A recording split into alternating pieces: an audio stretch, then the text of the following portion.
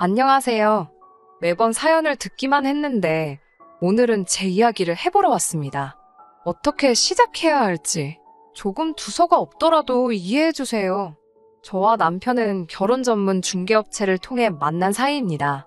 제가 어디 부족하고 그래서 업체를 통해 남자를 만난 건 아니고요. 저와 가치관과 성향이 비슷하면서도 어느 정도 조건도 잘 맞는 그런 남자를 주변에서나 지인을 통해서는 찾기가 쉽지 않더라고요. 괜히 시간 낭비하는 것도 싫고 여러 가지로 업체를 통하는 편이 저에게 유리하겠다 싶어 내린 결정이었습니다. 그렇다 보니 저와 남편의 조건을 이야기하고 제 사연을 시작하는 게 좋을 것 같네요. 일단 저희 친정부모님께서는 서울에서 한의원을 운영하고 계십니다. 서울의 한의원이 한두 개는 아니지만 그래도 제법 이름난 한의원을 하고 계세요. 저는 현재 중학교에서 영어를 가르치고 있습니다. 재벌은 아니어도 비교적 유복한 환경에서 어려움 없이 자랐고 그 점에 있어서는 항상 부모님께 감사하는 마음이에요. 업체를 통해 남편을 소개받을 당시 남편의 부모님은 사업가라 했습니다. 그리고 남편은 진급을 앞두고 있던 구급 공무원이었고요. 솔직히 말해서 이전에 업체에서 주선해 주었던 남자들과 비교했을 때 남편의 조건이 특출나게 나은 건 아니었지요. 하지만 그럼에도 불구하고 남편과 부부의 연을 맺게 된 건 남편의 성실하고 우직한 성격이 제 마음을 사로잡았기 때문이에요. 하지만 막상식을 올리고 나서 남편에 관한 많은 것들이 거짓이었음을 알게 되었습니다. 일단 어머님 아버님이 사업가라는 건 그건 참 사업장의 규모라던가 직원 등을 제가 좀 더 꼼꼼히 따져봤어야 하는데 업체 말만 듣고 대수롭지 않게 넘긴 것이 화근이었어요. 아버님이 말씀하신 사업이란 건 아버님 자신과 어머님까지 포함하여 총 직원 수 4명의 가게였지요. 제가 남편에게 왜 처음부터 솔직히 말하지 않았냐 물으니 사업이라는 게 눈에 보이는 게 전부가 아니랍니다. 어떻게 결혼 전에 이런 걸 눈치채지 못했을 수 있냐? 만약에 그렇게 물어보신다면 저도 억울하지만 할 말이 있습니다. 저와 남편은 일단 반반 결혼을 했어요. 제가 먼저 반반 결혼을 하자고 했고요. 괜히 시작부터 도움을 받고 그걸로 발목 잡혀 이리저리 끌려다니며 살기 싫었거든요. 물론 친정부모님께선 그래도 남자 쪽에서 집을 해오고 우리 쪽에서도 혼수랑 예단을 그 수준에 맞춰서 해가면 소위 끌려다닐 일은 없을 거라고 하셨지만 그냥 깔끔하게 저는 제 능력으로 남편은 남편 능력으로 그렇게 두 사람이 힘을 합쳐 시작하면 일이 훨씬 편하지 않겠나 싶었거든요. 그래서 소위 시부모님의 재력을 엿볼 기회가 없었네요. 아무튼 지나간 일을 탓해서 무엇하겠나 싶어 이미 결혼식은 올렸고 앞으로 잘 살면 된다고 생각했습니다. 그래서 남편에게도 지난 일을 문제 삼아 흠을 잡거나 따져 묻거나 그런 행동은 하지 않았어요. 하지만 오히려 제가 너무 순순히 단념을 해서 그랬던 건지 결혼한 지 한 달도 채 되지 않아서부터 어머님께서 자꾸 저를 자극하시더라고요. 처음 시작은 보약이 문제였습니다.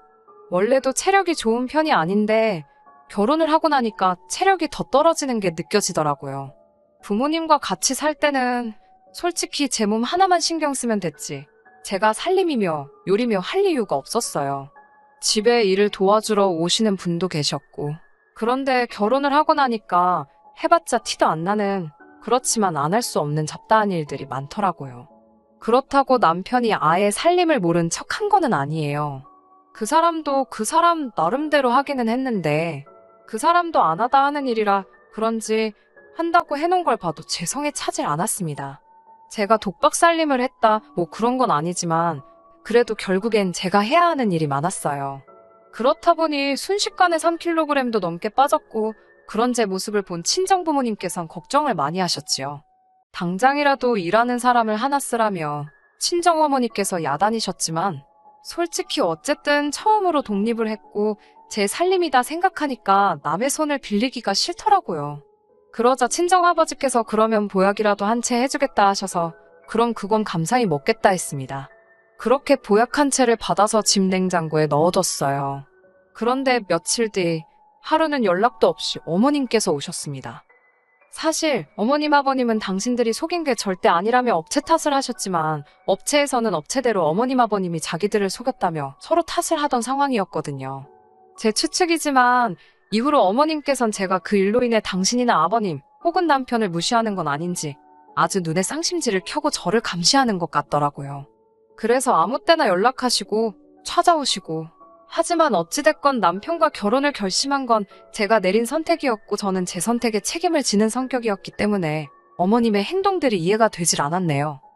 아무튼 그렇게 찾아오신 어머님께서는 마치 제 흠이라도 잡으려고 작정이라도 하신 듯 화장실이며 부엌이며 다 살펴보기 시작하셨습니다. 당연히 마음에 안 드셨을 거예요. 남편이나 저나 일이 많아서 청소고 뭐고 할 정신도 없었고 그저 사람 사는데 이 정도면 됐다 싶은 수준만 유지하고 있었으니까요. 그리고 아니나 다를까 냉장고를 열어보신 어머님께서는 혀를 차셨습니다. 어떻게 가정주부가 냉장고를 이렇게 텅텅 비워둘 수가 있냐며 잔소리를 하시길래 어머님 제가 전업이 아니고 일을 하지 않냐며 대꾸를 했어요. 오히려 퇴근은 남편보다 제가 더 늦는다고요. 그러자 어머님께선 그러면 아침에 일찍 일어나면 되지 않냐고 하시더니 아니면 너네 엄마한테라도 해달라고 하라시는 거예요. 황당해서 저희 어머니도 일하시지 않냐고. 그러지 말고 어머님이 좀 해주세요. 그랬습니다. 어머님은 점심 드시고 출근하시니까 오전에는 시간 많으시지 않냐고요. 그러자 어머님께선 어이가 없다는 듯 저를 쳐다보시더니 어떻게 며느리가 시애미한테 반찬해달라는 소리를 하냐며 참 뻔뻔하답니다. 그리고는 다시 냉장고를 살피시더니 신성칸에 넣어둔 제 한약을 발견하시고는 이게 뭐냐고 물으시대요. 잠시 거짓말을 할까 생각도 했지만 저희 아버지가 저 먹으라고 해준 건데 거짓말할 이유가 있나 싶어서 순순히 말씀드렸어요. 제가 몸이 안 좋다 하니 아버지가 지어주셨다고요. 그러자 어머님께서는 정말 똥 씹은 얼굴을 하시더니 일은 너만 하냐고 물으시대요. 제가 그게 무슨 소리냐는 표정으로 어머님을 쳐다보니 네 남편은 노냐고. 남자가 더 피곤하지 여자인 네가 나가서 일을 하면 얼마나 한다고. 어머님의 무식한 소리에 어이가 없었지만 저는 공손한 자세로 그러면 어머님께서 남편 보약 한 제 해주시라 대답했습니다. 그러자 어머님께선 아니 장인이 한의사인데 그걸 돈 주고 왜 지어먹냐입니다. 어이가 없었지요.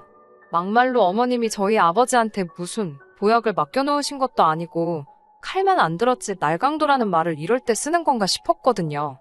하지만 어머님하고 그런 거 따져서 뭐하나 싶어서 알겠다고 아버지께 말씀드려서 김서방 보약도 해드리라고 하겠다 했습니다. 어머님께서 돌아가신 후 아버지께 연락을 드려 방금 있었던 일을 말씀드렸습니다. 그러자 아버지께서는 오히려 당신이 센스가 없었다며 김서방이 많이 서운해했을지 걱정을 하시더라고요. 그래서 그런 걸로 서운해할 사람은 아니라고 말씀드렸지요.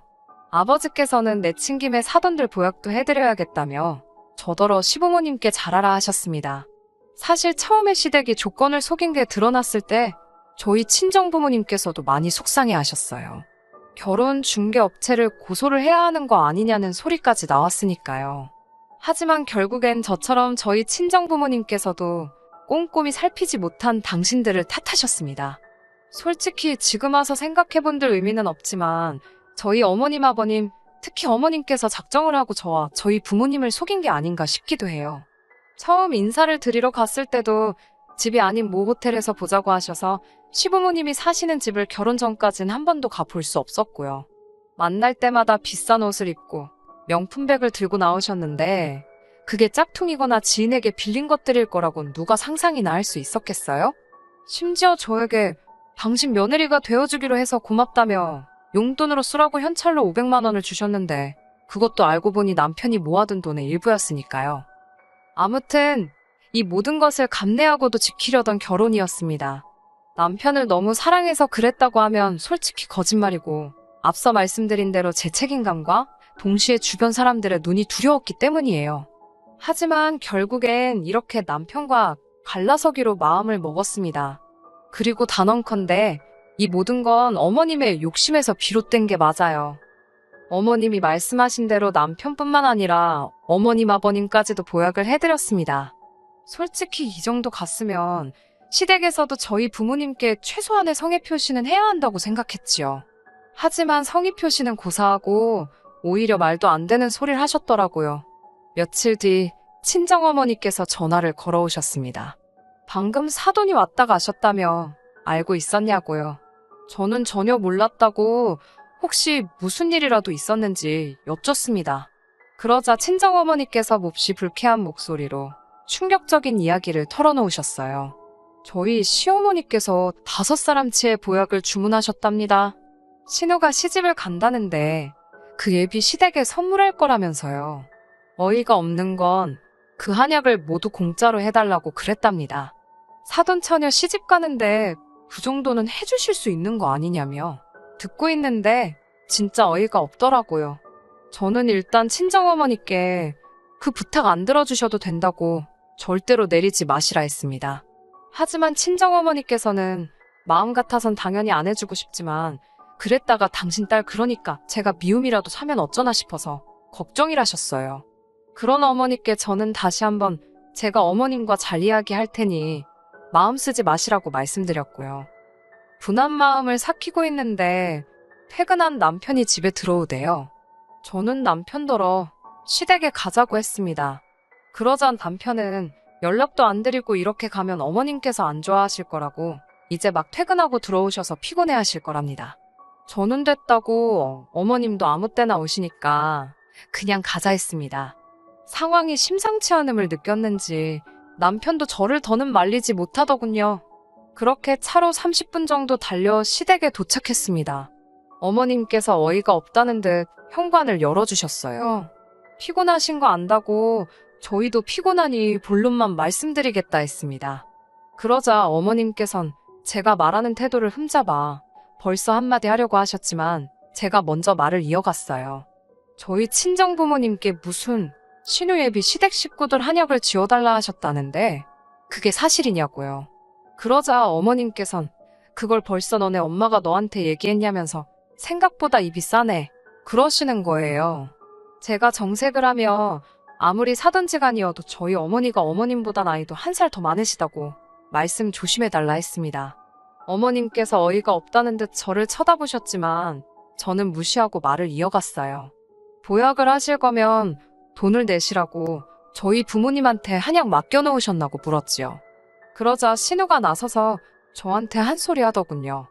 신우는 남편보다 2살이 많고 이번이 2번째 결혼이에요. 신우가 저더러 하는 말이 시집온 지 1년은커녕 반년도 안 된 며느리가 시어머니 무서운 줄을 모르고 멋대로 밤중에 시댁에 찾아와서 따박따박 따지는 법이 어디 있냐입니다. 저는 신우에게 잘 모르면 빠져있으라 했어요. 그리고 신우예비 시댁 보약은 도대체 누구 머리에서 나온 생각이냐고 혹시 형님이 어머님 떨어 해달라고 했냐고 따졌습니다. 그러자 신우가 해달라고 할 수도 있는 거 아니냐며 한가족끼리 그런 거 하나 못 해주냐고 그래요. 어이가 없어서 저희 부모님이랑 형님이랑 한가족이냐고 정말 그렇게 생각하냐고 물었습니다. 그러자 신우도 뭐라 말은 못하고 시근덕거리기만 하더라고요. 집으로 돌아오는 길에 남편이 저에게 말을 붙이대요. 아무리 그래도 그렇지 신우나 시어머니나 다 저한테는 윗사람인데 말을 너무 막 하는 거 아니냐면서요.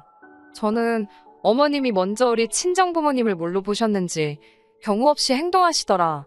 지금 나한테 한 말 그대로 어머님께 가서 먼저 하고 오라 했습니다. 그리고는 그렇게 못할 것 같으면 내 편 못 들 것 같으면 가만히 중간이나 잘 지키고 있으라고 써붙였네요. 그리고는 얼마간 조용했습니다. 어머님이 화가 단단히 나셨는지 연락이 없으셨는데 그게 그렇게 편하더라고요. 물론 그 평화가 오래 가지는 않았지만요. 퇴근 준비를 하고 있는데 친정어머니께서 이게 무슨 일인지 모르겠다며 연락을 해오셨어요. 무슨 일인가 들어보니 어떤 가족이 와서는 저희 아버지가 지은 한약을 먹고 온몸에 두드러기가 났다며 난리를 치더랍니다. 그런데 먹다 남은 거라며 들고 온 한약 봉지를 보니까 저희 부모님 한의원 게 아니더래요. 그런 한약은 만든 적이 없다고 하니 믿질 않아서 실제로 한의원에서 쓰는 봉지를 다 보여주고 난리가 났었다고요. 그 가족이 저희 부모님 한의원을 고소하겠다 하길래 그러라 했답니다. 듣고 있는데 어이가 없어서 정말 이 한의원에서 직접 산 게 맞는지 물어보셨냐니까 선물 받았다고 하더랍니다. 그러면서 그 사람들이 선물 받을 때 받은 명함이라고 보여주길래 사진을 찍어뒀다며 저에게 그 사진을 보내주셨어요. 그런데 사진을 확인한 순간 이 모든 일이 어떻게 벌어진 일인지 퍼즐 조각이 맞춰지더라고요. 그 명함은 제가 어머님께 드린 거였습니다. 언젠가 어머님이 부모님 한의원 명함 좀 달라시길래 급한 대로 제가 가지고 있던 걸 드렸거든요. 그런데 그 명함이 처음에 시범으로 몇 장 뽑았던 거라 전화번호 하나가 잘못 나와서 제가 임의로 수정을 해놨었지요. 그런데 사진 속 명함이 바로 제가 수정한 그 명함이더라고요. 저는 바로 시댁으로 달려갔고 아니나 다를까 어머님께서 절 붙들고는 잘 왔다며 저 때문에 지금 사단이 났답니다. 그게 무슨 말씀이시냐 하니 하시는 말씀이 저희 집에서 보약은 안 해준다 하지. 그런데 신우예비 시댁에는 보약을 해서 보내겠다고 호언장담을 했지. 결국 고심 끝에 인터넷에서 보약을 사셨다대요. 그리고는 신우예비 시댁에다간 저희 부모님 한의원 명함을 같이 주면서 이 사람들이 당신 사돈인데 아주 신경 써서 만들었다며 선물을 하셨다는 거예요. 한마디로 원산지도 모르는 어디 싸구려 한약재에다 저희 부모님 이름을 판 거지요. 너무 화가 나고 속상해서 어머님께 어떻게 그러실 수가 있냐고 따졌습니다. 어머님께선 미안하게 됐다면서도 그러면 넌 네 신우가 시집도 못 가고 저렇게 평생 혼자 늙어 죽었으면 좋겠냐입니다. 그런 어머님의 뻔뻔한 태도에 전 할 말을 잃었고 어머님께서는 기왕 이렇게 된 거 한 번만 더 신세 좀 지자시대요. 어처구니가 없어서 뭐라 대꾸도 안 하고 있는데 하시는 말씀이 저희 부모님 떨어 그 남자 식구들한테 선물 받은 그 한약은 당신들이 지은 게 맞다고 좀 해달래요. 곧 나을 거라는 말도 좀 해주고요. 말 같지도 않은 어머님의 말씀에 정말 뭐라 해야 할지 저는 어머님께 제정신이시냐 했습니다. 같이 있던 신우가 저더러 그러니까 그깟 보약 좀 해주는 걸로 왜 치사하게 굴어서 일을 이렇게 복잡하게 하냐고 따지대요. 저는 신우한테 분수에 맞는 사람이나 만나라고 괜히 네 부모 등골 빼먹지 말라고 쏴붙였습니다. 어머님께도 저희 부모님 이름 한 번만 더 파시면 가만히 안 있는다고 명예훼손으로 고소할 거라 했어요. 아마 어머님이 하신 행동이 법적으로 한두 개만 걸리는 건 아닐 거라고. 그러니 저 열받게 하지 마시라고도 했지요. 그러자 어머님께서는 제가 시댁 알기를 뭐같이 안다며 진작에 알고 있었답니다. 제가 당신을 무시하는 거려. 반성은 고사하고 조금의 미안함마저 느껴지지 않는 어머님의 태도에 진절머리가 나더군요. 그때 신우에게 들었는지 남편도 시댁으로 왔습니다. 남편이 저를 잡아 이끌며 집에 가자고 집에 가서 이야기하자길래 됐다 했어요. 이렇게 경우 없는 어머님하고 한시도 더 가족이란 이름으로 얽혀있기 싫다 했습니다. 이래서 기우는 결혼은 하는 게 아닌가 보다고 하니 남편이 말이 너무 심한 거 아니냐며 언성을 높이더군요. 솔직히 남편이 언성을 높인 건 그때가 처음이었기에 조금 충격적이긴 했지만 그렇다고 그동안은 제 편을 들어준 건 아니니까요. 그나마 중간에 있을 때는 서운한 건 없었는데 팔은 역시 안으로 굽는구나 싶어서 그냥 여기까지만 하자 했습니다. 솔직히 말하면 그 짧은 두세 달의 시간 동안 제가 너무 지쳤던 것 같아요. 결혼 업체에서는 제가 결국 헤어지기로 했다 하니 정말 미안하다 사과를 해왔습니다. 그리고 덧붙이기를 자기들이 아무래도 이상해서 서류를 검토해보니 시댁에서 서류를 위조한 것 같다며 자기들도 지금 시댁을 고소할 예정이라며 저는 제가 도울 게 있으면 돕겠다고 했습니다. 그리고 신우는 결국 파혼했어요. 그 남자 쪽에서도 신우와 시댁의 실체를 알아차린 건지 그놈의 체면 때문에 진작에 갈라서야 했을 걸 여기까지 질질 끌고 왔다는 사실이 솔직히 부끄럽고 속상합니다. 그래도 더 늦기 전에 지금이라도 제 자리를 찾았다는 게 다행이다 싶네요. 당분간은 건강관리에 힘쓰며 지낼 생각이에요. 끝까지 들어주셔서 감사합니다. 오늘의 사연은 여기까지입니다. 구독과 좋아요, 알람 설정 부탁드리고 더 좋은 사연으로 다시 찾아뵙겠습니다. 감사합니다.